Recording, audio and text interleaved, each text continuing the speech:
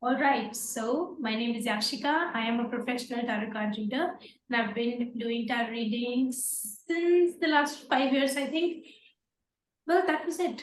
Tell me about yourself.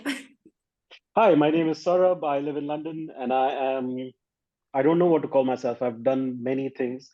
I've read a lot about human psychology. I've worked in advertising for the longest time. I have had I've understood the dating cultures of many countries that I've lived in. Um, and also, I have a deep interest in spirituality, and I had my spiritual awakening about 5 years ago. And spiritual awakening is not like one event; it just keeps happening and happening and happening, and you're like, "What is happening?" But it's actually all for good. So yeah, I saw your video the last time, and it felt very nice. And I was like, okay, let's have a jugalbandi, a collaboration, and let's see where this goes.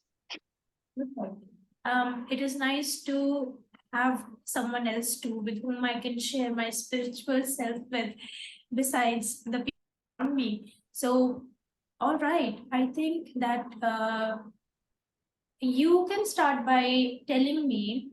I remember that the last time we talked, you told me that you do Vipassana and Vipassana meditation.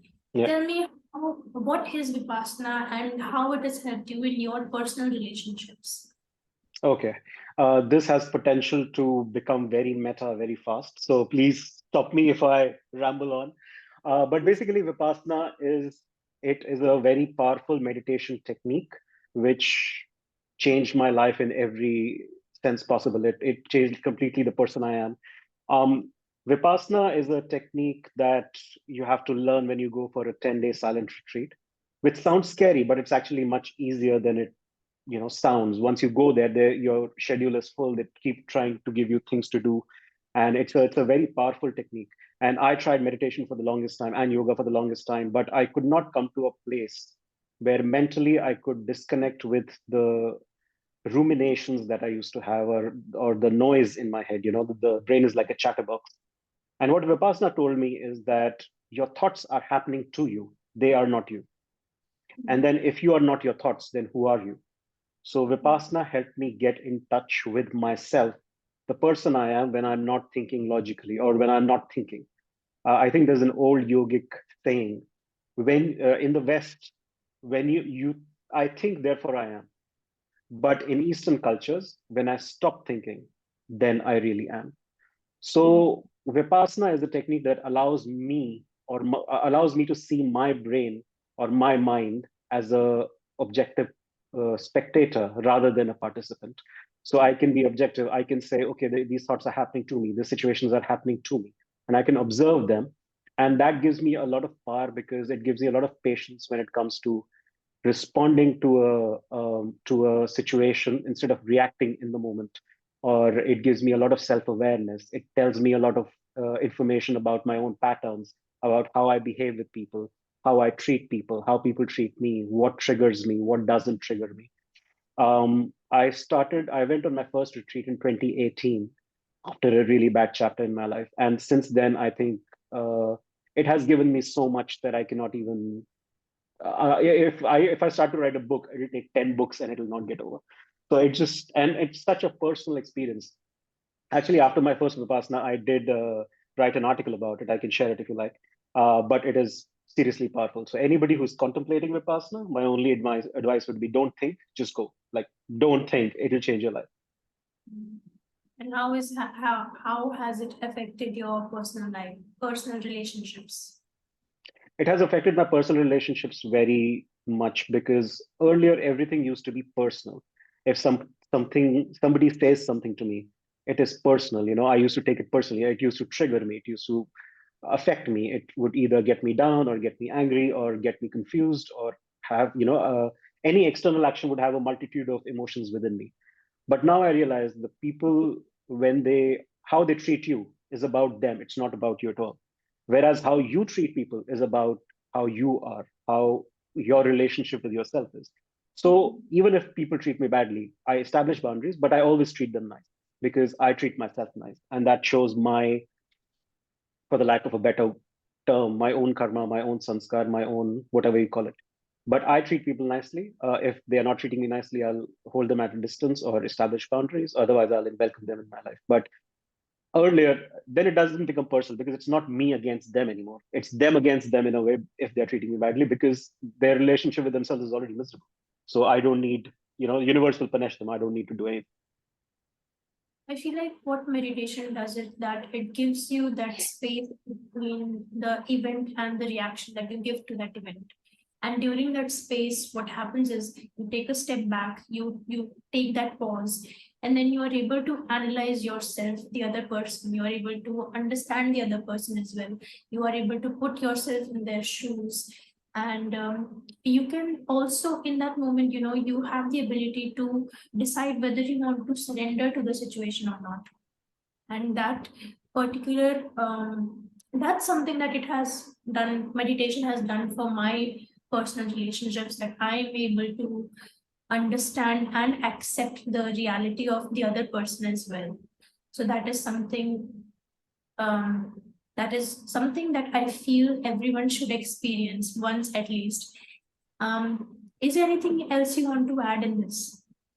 No, but I really like your point about surrender because over the past few years, my life has come to a point where I've surrendered to a point where I don't force anything. Everything happens on its own. I have realized that our control ends at the edge of our intention. Once you set an intention, nothing else is in your control. And that's why I never try to control things. And if what's meant to be will find me, and what's not meant to be will not find me. And that is why if you look at my social media, I don't post much. I don't have a YouTube channel. I don't, because people who are meant to be in my life, even as clients, as a life coach, as whatever, they will find me. I will find them. There's a bigger internet than the World Wide Web, and I'm sure energetically we are the right souls are connected to me, and I am to them. Absolutely, that is so true.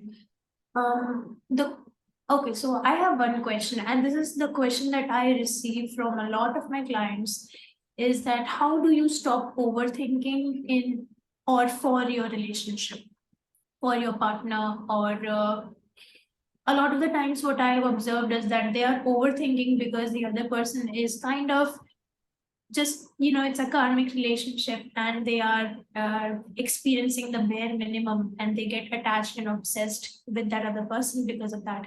So how do you stop that from Okay, happening? okay. Let's deconstruct the question. There are many things. First of all, there's attachment theory, but before that is overthinking itself. Now, overthinking is first we have to understand overthinking is a pattern of our mind, and that pattern comes from the fact that we are scared.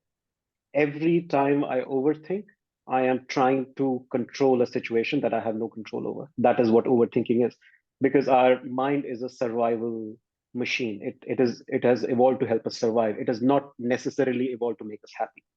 And when we get a little bit scared कि ये इंसान मुझे छोड़ देगा या ये इंसान मुझे बुरा ट्रीट करेगा, ये मैं अकेला रह जाऊंगा लाइफ में या ये रह जाएगा, when these subconscious fears come, our brain tries to get into this problem solving mode, and it keeps running like मुझे ही solve करना है, मुझे solve करना है, I need a strategy, I need a strategy.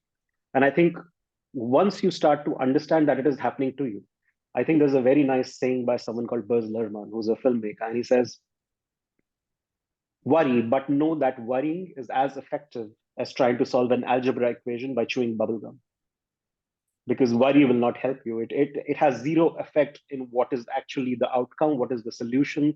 It will not do anything. So once you start to realize how futile and waste of time and energy it is, you can start practicing with awareness to step out of worrying, to consciously stop your mind and say, okay, I'm not going to worry about what I can't control.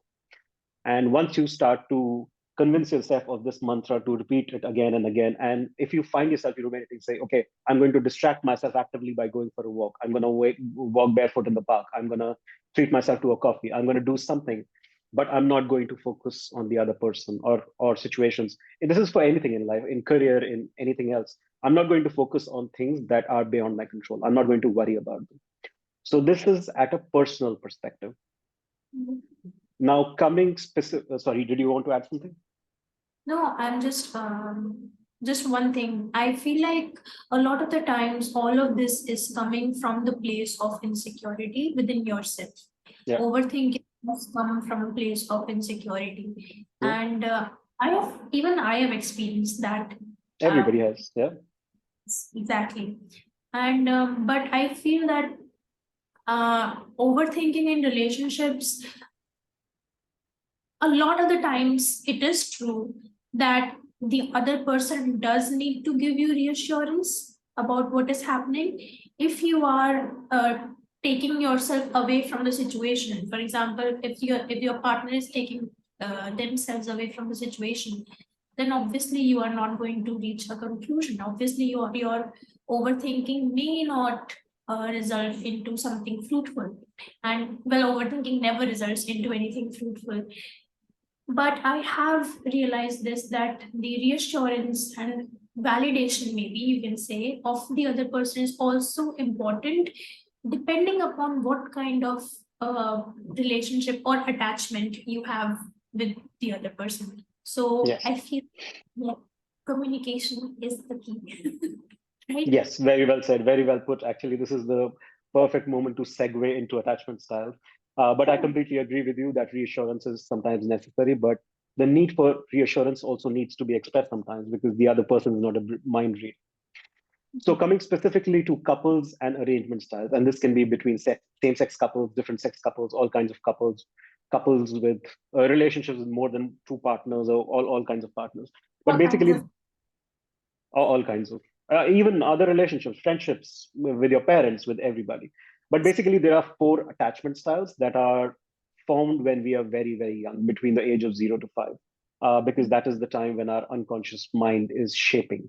And by 5 years of age, most of the times, 99% of the times, our unconscious mind is fully formed, and it is very hard to change it for the rest of our lives after, to change our subconscious patterns. But it can be done if you do it with awareness, with patience, and with the right guidance. It can be done. So, getting into attachment styles, there are four attachment styles. There is the anxious attachment style. Now, this type of attachment style is characteristic of when someone is like, oh, मेरे boyfriend का phone नहीं आया, मेरी girlfriend का phone नहीं आया, ओ 3 दिन से बात नहीं हुई, ओ मैंने उसको टेक्स्ट किया, उसने रेड पे छोड़ दिया मुझे, ओ आई हैवंट रिसीव्ड, ओ इस वीकेंड वो नहीं मिलना चाहता, कहीं वो बिजी तो नहीं है, कहीं he doesn't think about me, maybe he doesn't like me as much as I like him, maybe this happens, maybe that happens, maybe she is not into me as I am to her. जब इस तरह के thoughts आते हैं, this is attachment style, this is an anxious attachment style. It makes you anxious, separation gives you anxiety. And this happens when, as a baby, your caregivers were not fulfilling your emotional needs, or when you were judged for expressing your emotional needs, or when you did not feel safe alone. And that is why the opposite of this is when your partners or your friends try call you clingy or chip, that kind of a thing, which I think is very derogatory, both these terms. But basically it is an attachment style which basically says, deep within you, there's a part of you, there's an inner child inside you that says that I don't feel safe, I don't feel heard, I don't feel connected, and I feel the need for that connection more than the other person. And that is called an anxious attachment style. Now it has a ton of uh, implications on our life. We, like I said, we are judged for being cheap, we are clingy, all of these kind of things. But also we are always hyper vigilant of our own behavior. Sorry, we are always very concern. मैंने ये ठीक बोला, मैंने इसको ये बोला, आज ज्यादा तो नहीं हो गया, आज मैं ज्यादा तो उसको टेक्स्ट, ओ मैंने एक दिन में 5 बार टेक्स्ट कर लिया, मैं 6 बार नहीं करूंगी. All of those complications, and it makes life very complicated because it's a giant burden to carry with ourselves. And the thing that I want to say is that to solve this situation, we have to first of all approach it with acceptance, कि हाँ मेरे में ऐसे patterns हैं.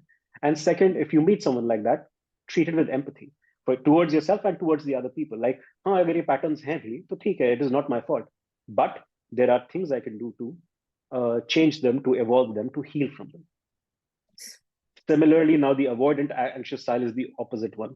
वो इंसान जो आपके कभी टेक्स्ट का रिप्लाई नहीं करता, या अगर मुझे किसी का टेक्स्ट आया मैं उसका रिप्लाई नहीं करता, मैं मिलने की, कोई मुझसे मिलने की कोशिश कर, मैं उसको अवॉइड मार रहा हूँ, मैं उसका टेक्स्ट रीड पे छोड़ देता हूँ, या फिर मैं अगर कोई हफ्ते में 2 बार मिलना चाहता है, मैं 2 हफ्ते में 1 बार मिलना चाहता हूँ, the opposite. And that normally comes when you were a child and you had overbearing caregivers, जो आपकी लाइफ में बहुत ज्यादा इन्वॉल्व थे, बहुत ज्यादा आपके पीछे पड़े थे, होमवर्क किया कि नहीं, ये किया कि नहीं, किससे मिलने जा रहे हो, क्यों जा रहे हो, कैसे जा रहे हो, क्या जा रहे हो, कब वापस आओगे, वहां पे जाके क्या किया, वहां जाके फोन करना, आज खाने में क्या खाया, ब्रेकफास्ट में क्या खाया, लंच में क्या खाया, डिनर में क्या खाया. That is so relatable. I can fully understand that. I used to do that a lot. I think I still do that sometimes.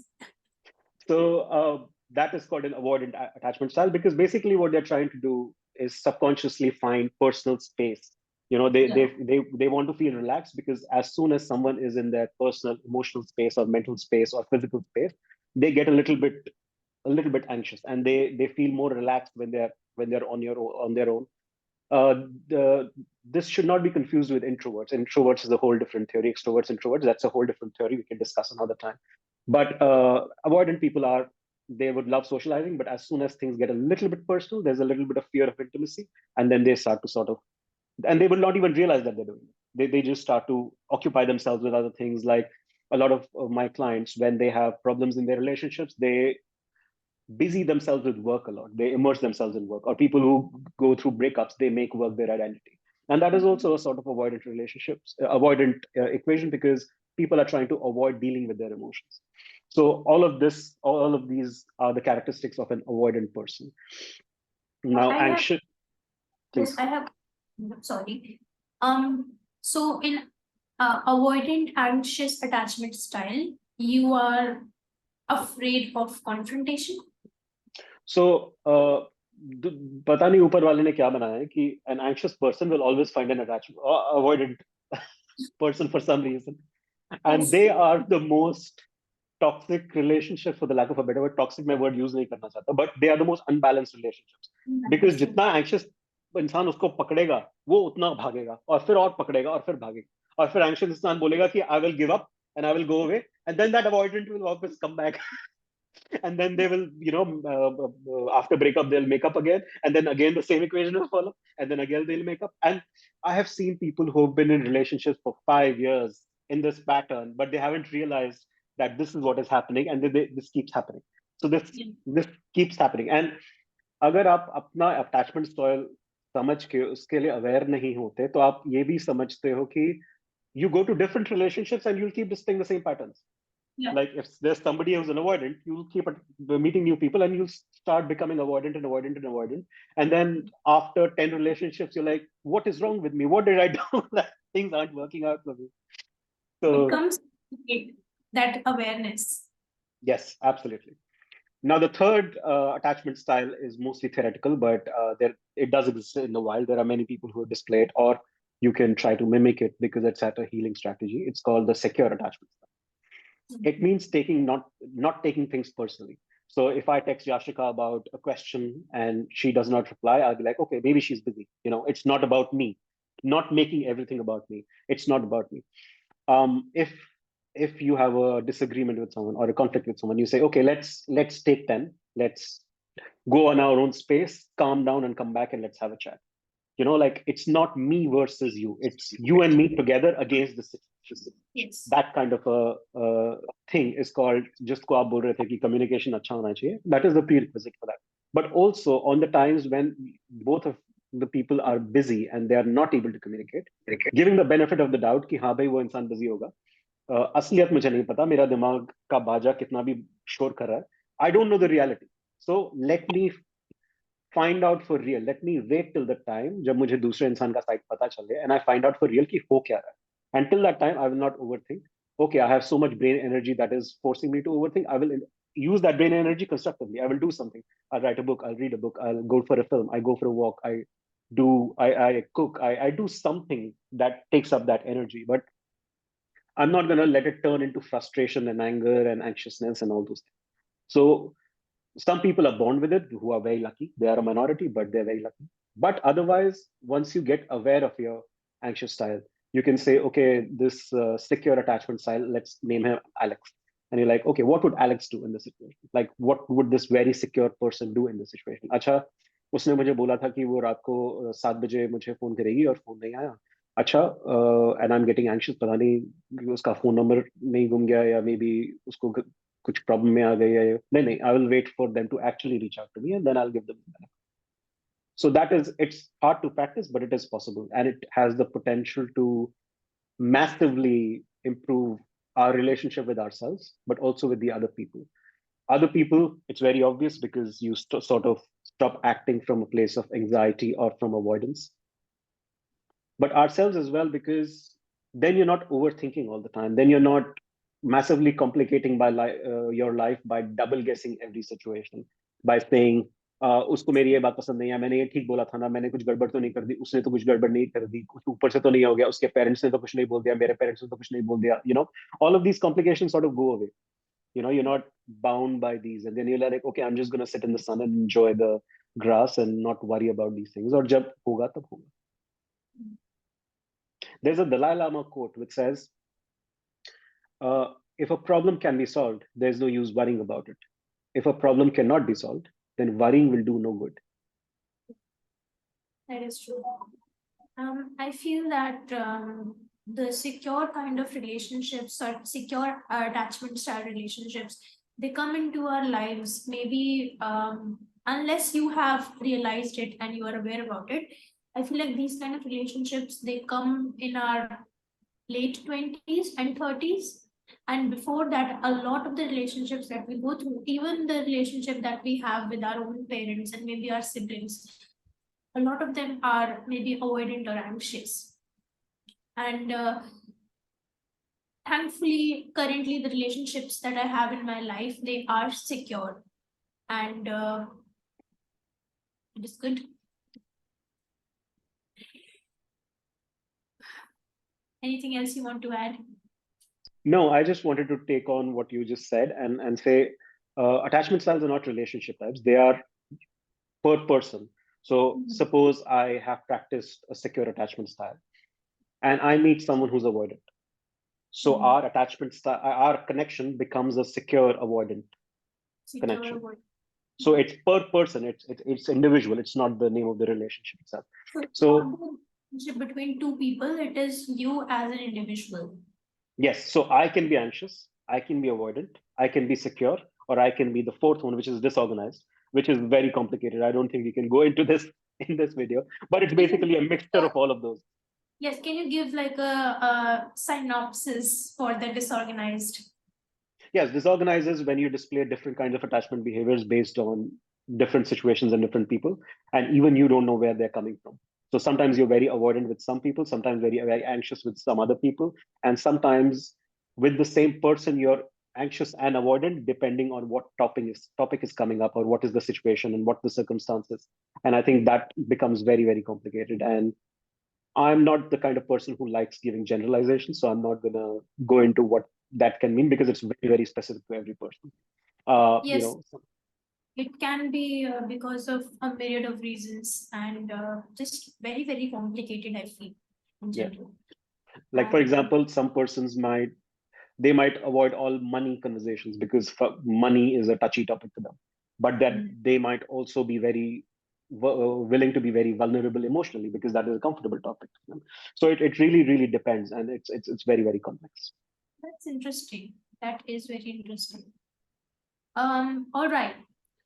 Do you want to talk about anything else that is coming into your mind?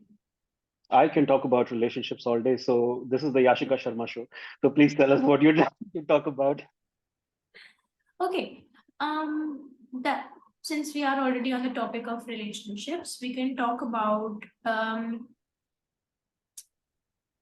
God, I completely forgot what I was going to say. That's fine.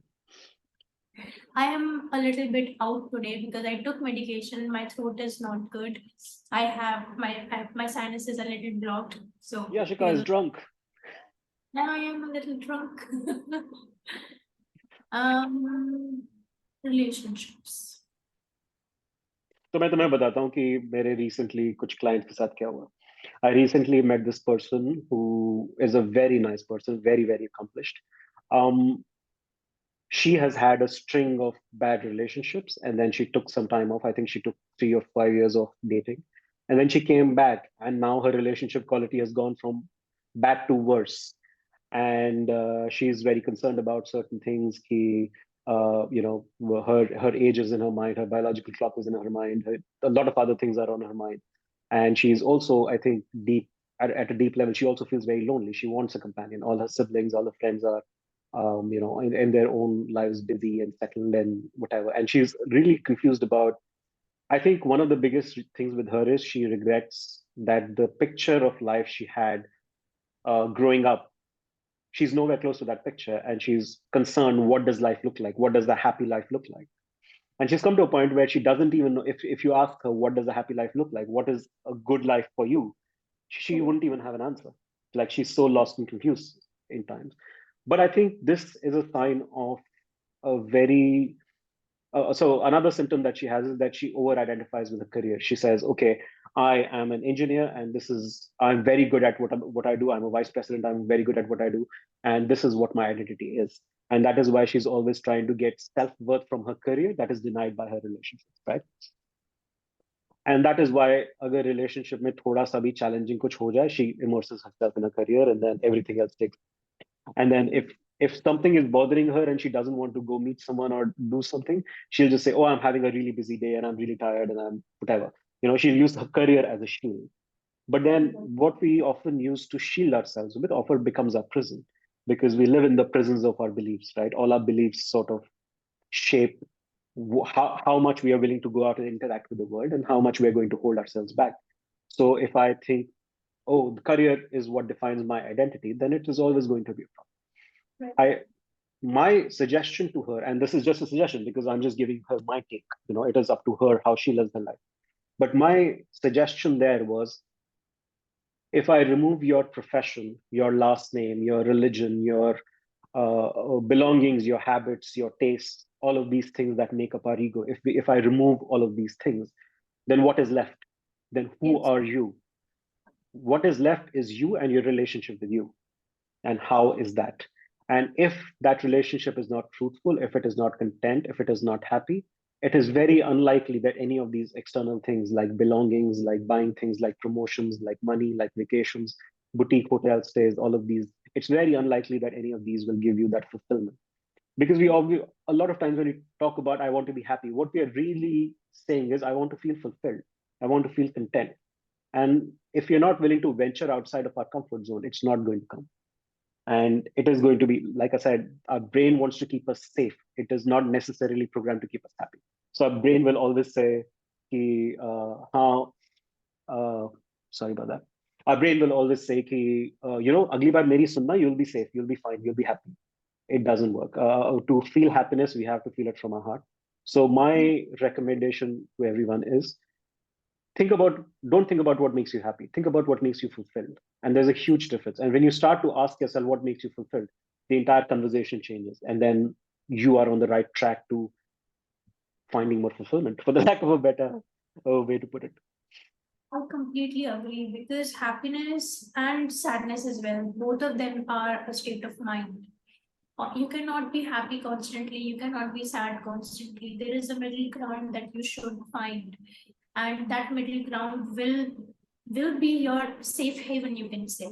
Yes. And in that middle ground, you have to find people who are willing to be with you in that middle ground. Not just people who are only there for you when you're sad, or only there for you when you are happy or accomplishing things. You have to, and even before you find anybody else, you have to understand your own relationship with yourself in order to understand that middle ground. And over attaching yourself with your work, it does mean that your ego is attached to your work, or your ego is attached to what you are doing, that helps you earn money. And that's just not going to make you fulfilled ever. That's not going to fulfill you ever. So I guess what I'm trying to say is that, do not ever chase that feeling of happiness. It's not going to fulfill you. Learning how to be fulfilled just from what you have right now in this moment. I was listening to someone the other day, and he said that what is true gratefulness?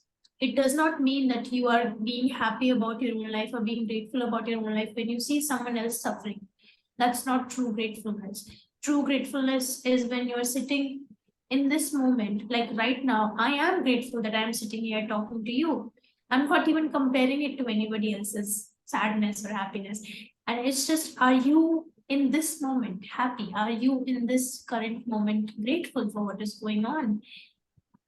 And that's what true gratefulness and happiness is.